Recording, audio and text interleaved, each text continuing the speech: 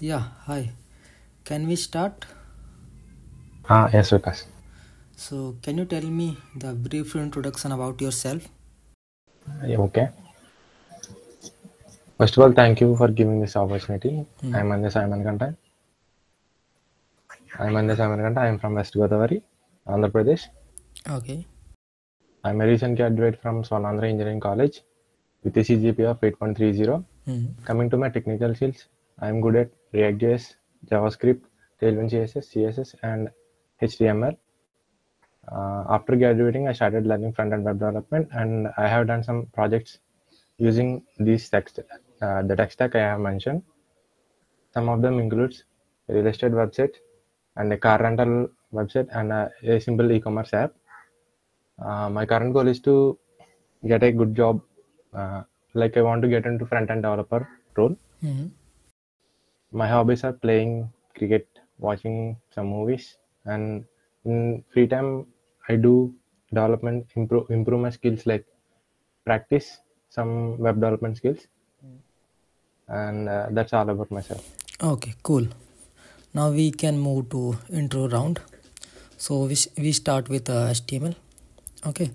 So, are the HTML tags and elements the same things? No, I don't think so. So, define. HTML tags are uh, they have like angular brackets opening and closing. Hmm. They have properties, some attributes. They are called as attributes. Some HTML elements are like anything in the documents are like HTML elements. Okay. So, tell me the example of inline and block element. Inline elements, for example, span tag. Hmm. For a block element, div is an example. Is there any other example? Span and for the block elements, Like p tag is in which category? that is a block level element. Okay. And for button? Button is an inline element. Okay, good. Okay, so can you show me your resume? Resume, okay. One second.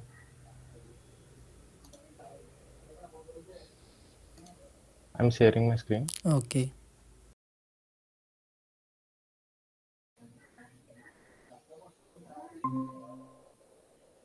Is it visible? Yeah.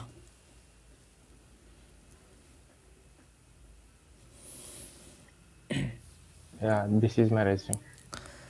Okay.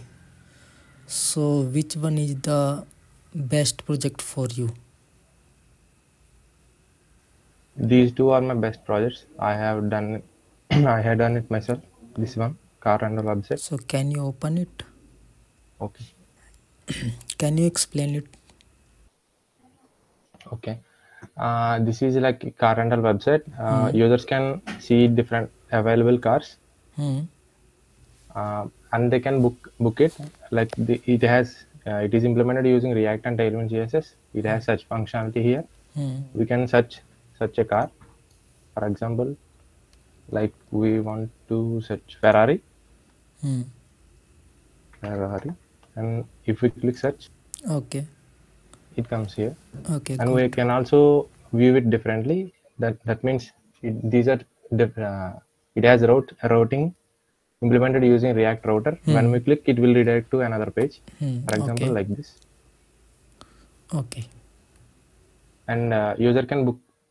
If we book it here, it will book successfully. Hmm. This notification is implemented using React Hmm. Hot Toast, and when I click this, automatically the bookings got increased to 1. When I open this page, bookings, all the booked cars are available here. Okay. Uh, that's it. And also, these are edited by myself.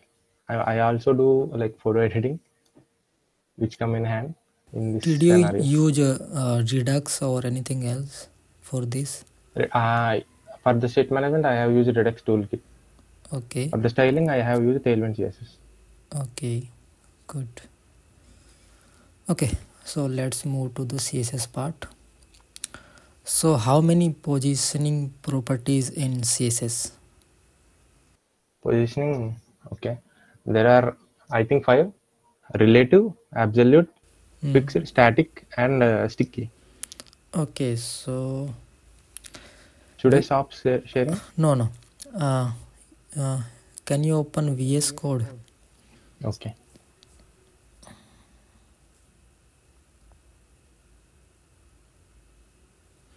So Should I open plain JavaScript or a React app? plain JavaScript. Okay, so I am giving a task. Okay. With the help of position properties, you have a one container and one div inside. I want to center the div with the help of position properties. Okay. Like div, you can use 200 pixel by 200 pixel. Okay. Let me open. Yeah.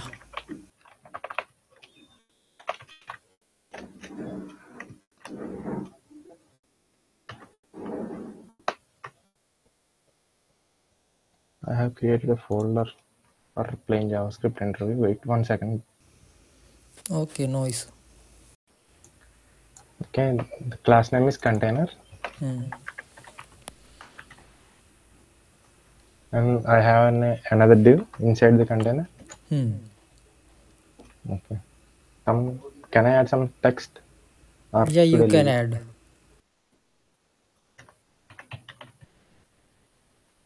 Class name. Class box.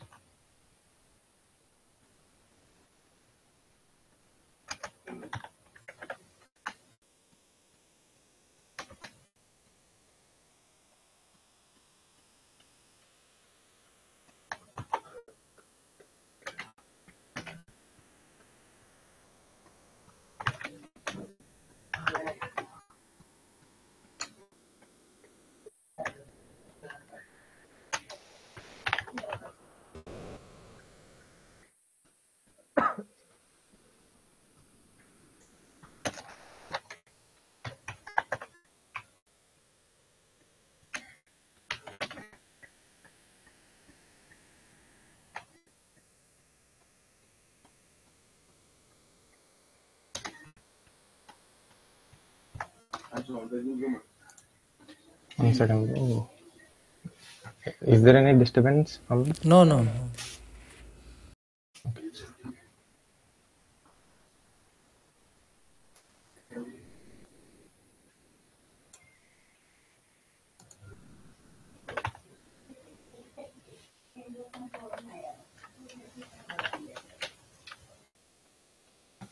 I should give it border and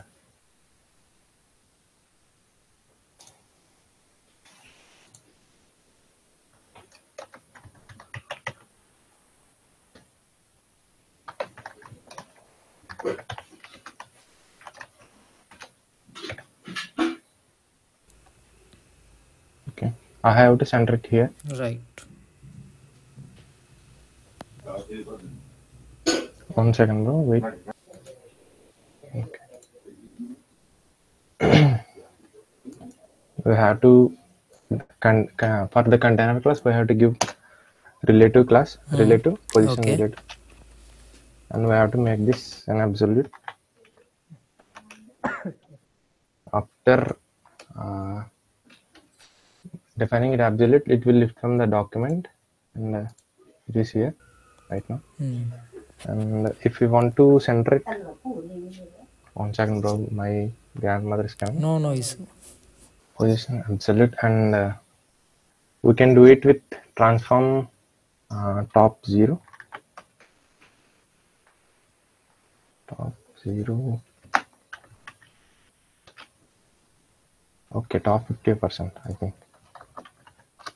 50%. Left 50. Transform. Translate. 50%.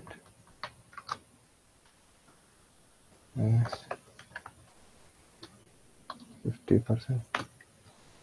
Let's do okay. Confirm translate x. I think this one. No.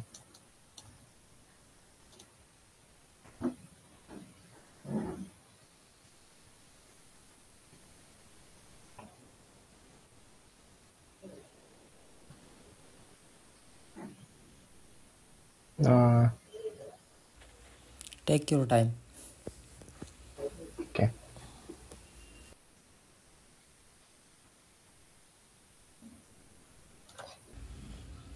Okay, I think I forgot it, bro. Like, no issue. You can try after intro.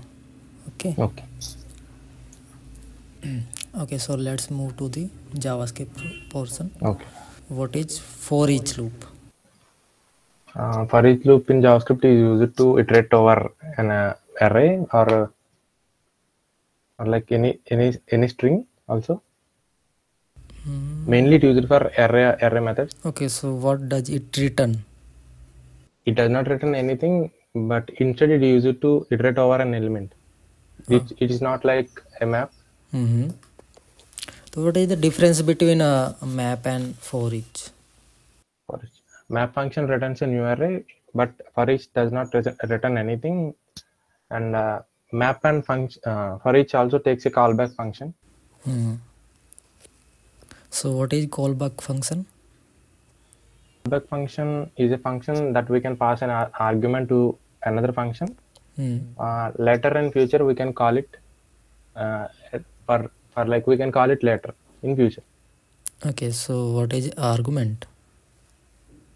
Argument, like when we create a function, if you want to pass anything to that function, in main function declaration we have to pass something, like in brackets we will mention the arguments, and when the function receives it, those are called as parameters. So can you show me some example so I can understand?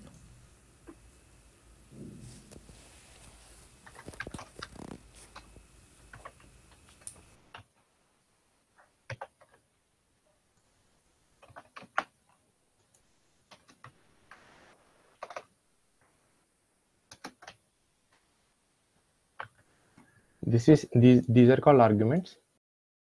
Okay. Wherever the function is receiving this x and y, that is x is 1 and y is 2. These are called as parameters.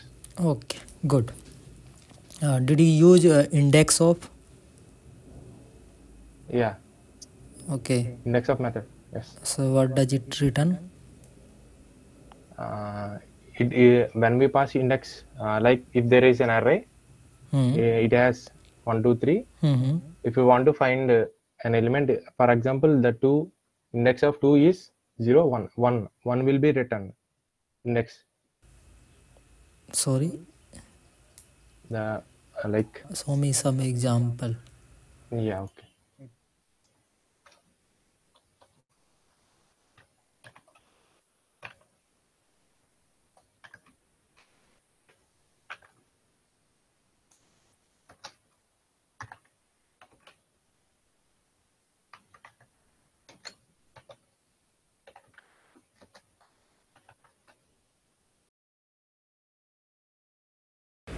So don't run it. What will be it return?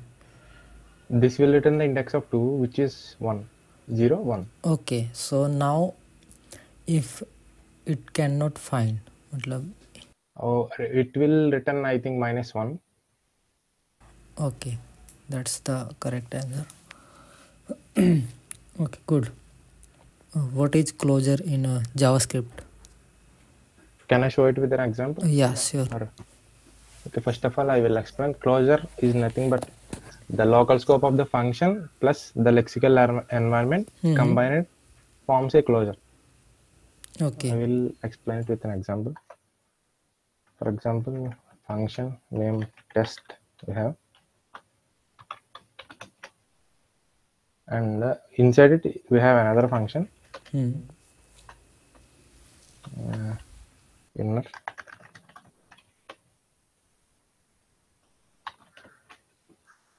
log. Let's declare a variable in outer function. Let x is equal to something 2. If we log x here and call this function test, if we call this function will be called, and here we have a variable let x is equal to 2.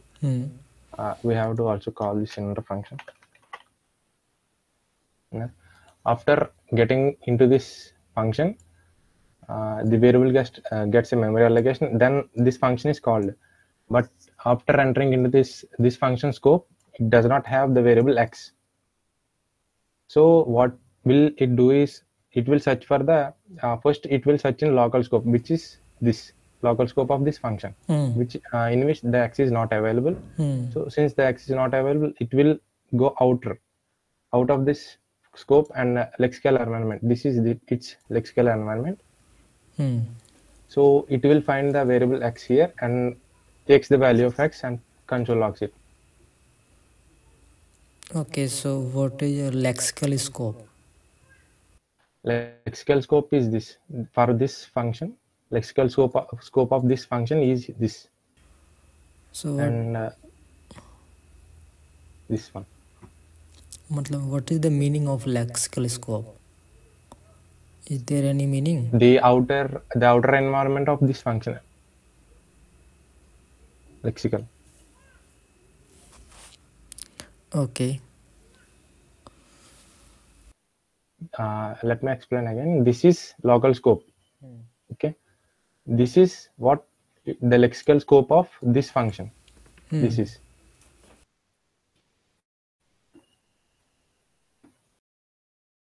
Okay, so can you tell me the hosting in JavaScript?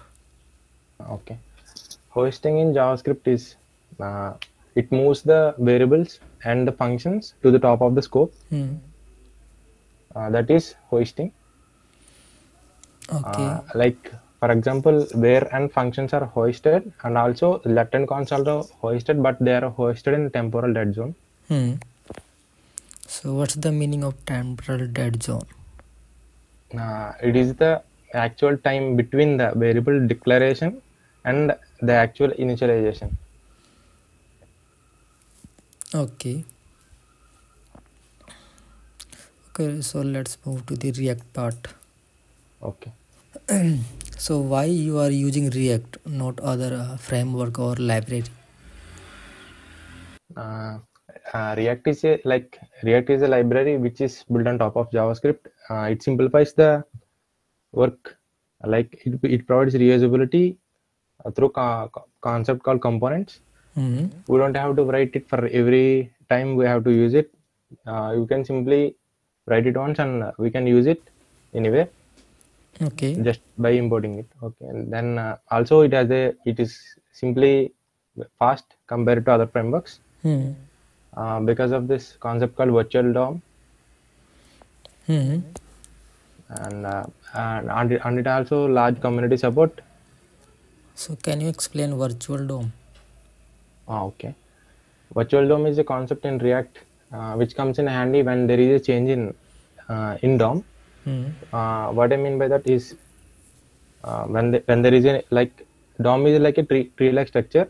For example, we can imagine a div which has two children. Virtual DOM creates a copy of the real DOM. When we make change in real DOM, for example, for the div which has two childs, we change the child one.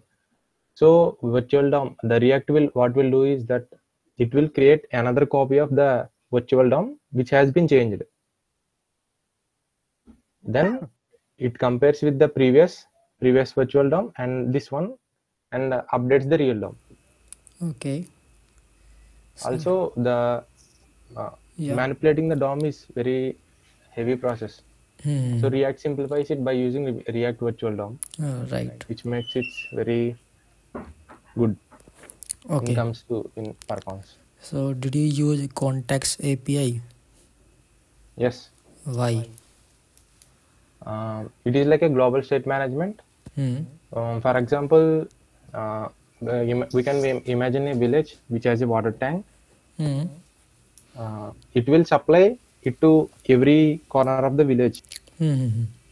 Good.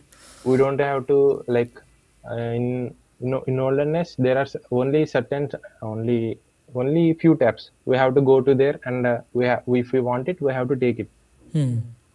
But context API, what it does is it provides, it's like a global state for the village. It will whatever you want, you can take it from there, just from the like if we want a book from a shelf, we can just take it. Okay. So which hook do you use in a context API? I never used any hook with context API, but use reducer is combined with the context API for efficient state management. Where you use context?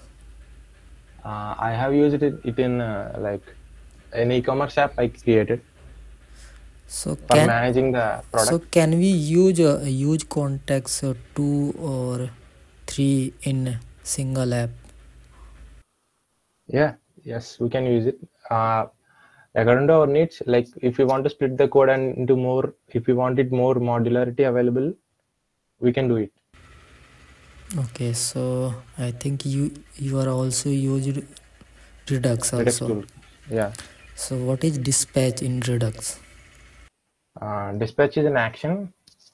In Redux toolkit, we declare some actions. By using the dispatch hook, we can directly subscribe to that action whenever we want it. We just have to specify it, like for example const dispatch is equal to use dispatch. If we declare that, we can just call it by dispatch and the action and the arguments we have to provide to that in Redux toolkit. What about reducer? Reducer. Yeah. Okay. Reducer is like it specifies a functionality. It takes care of that functionality.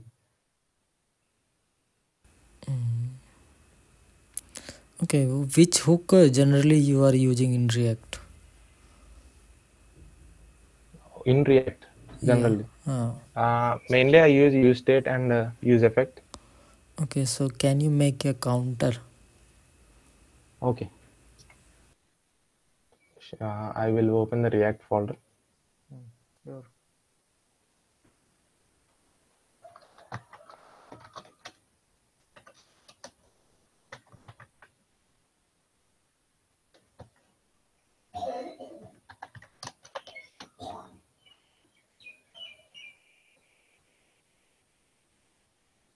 Okay. What are the what I have to implement? The functionalities? When I click a button, it's 1 plus 2 plus 3 plus like this, and when I click another button, it decreases like a increment or decrement counter. Okay.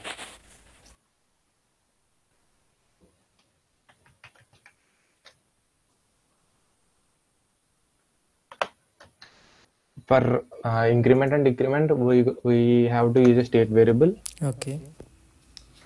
Const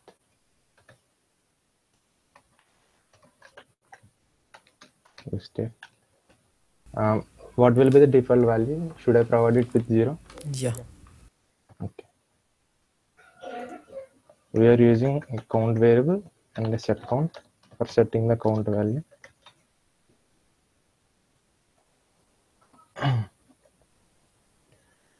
Okay. I'm gonna display it here, the count value. The count. Now all the buttons, increment and decrement buttons, I will implement it in this div.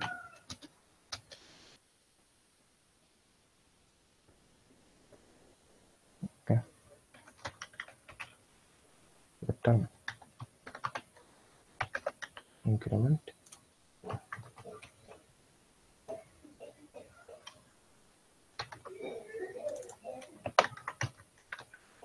Decrement.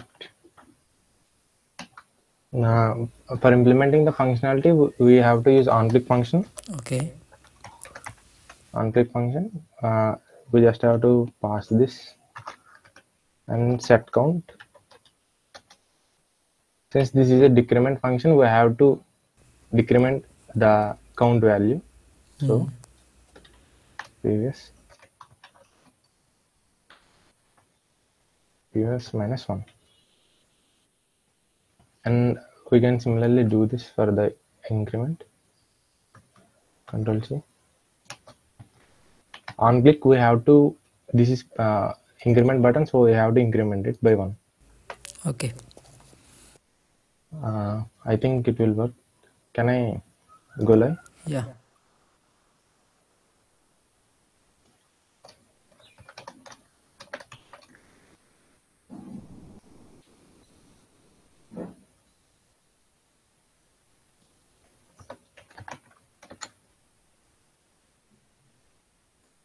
So decrementing, okay, it's working.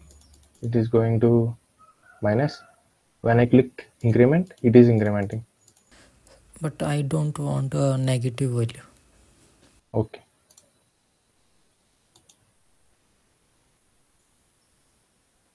I will check if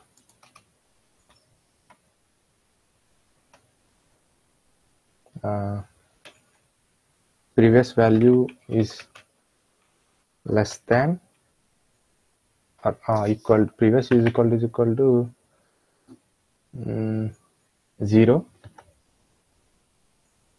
then I will set it to 0 only. Else I will decrement. Okay. Let me check if it works. Yes, it's working. Okay, good. Okay, so I am done with this interview. Okay. So you can analyze your performance by watching this video on YouTube. Okay. Yeah. Okay. Yeah. Okay. Thank you. Thank you. Thank you, Vikas.